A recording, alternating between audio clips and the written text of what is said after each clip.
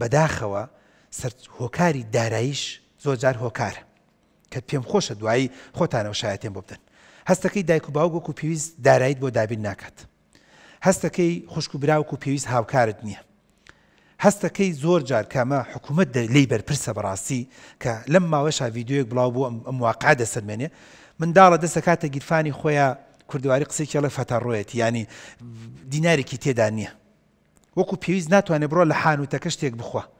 وەکو پێویست ناتوانێت بۆ برادەرەکانی کەم تا زۆر میوەیەک بخوا شتێک بخوا تەرتیباتێ شتێ بکڕێت جلو بەرگێک وەکو پێویست بکڕێ. بۆیە کوڕەکە یان کچەکە بیلەوە دەکاتەوەڵە لە ماڵی خۆما دانیشم و سەری خۆم کەسکەم گەرێ لەوە باشترە.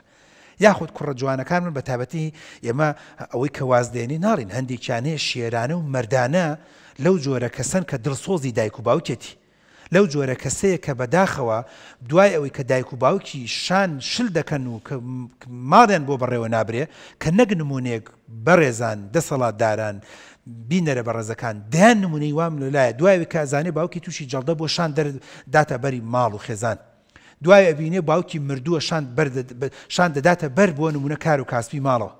دوای هەست دەکات کە مەسرفی ماڵەوە دەری نایێنێت کە من نمونەی وام لەلایە پێم وایە بۆ دنیا و قیامەت سەری بەرزە. ئەڵێ دوکتۆر سەیرم کرد خوشک و براکانم بەعام لە من زیرەکترن. باوکشمان بۆ نەجەڵدە دەیدا و کار و کاسبی ناکرێت. وتم کچەکان کوڕەکان ئێوە شان بدەن بە خوێندن براگەورەتان دەبێت بە تەسحێ بۆیان.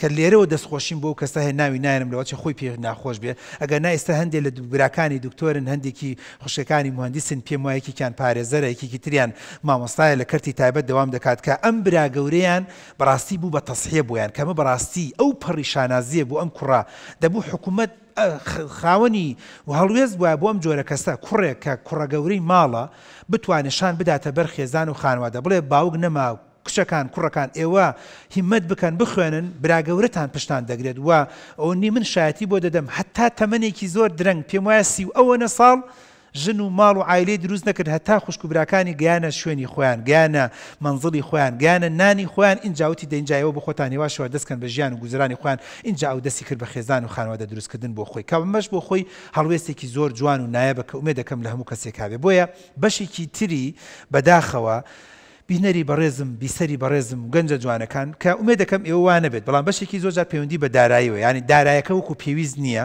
وەکو پێویست نەتوانیوە کەم تا زۆر ئەم دارێ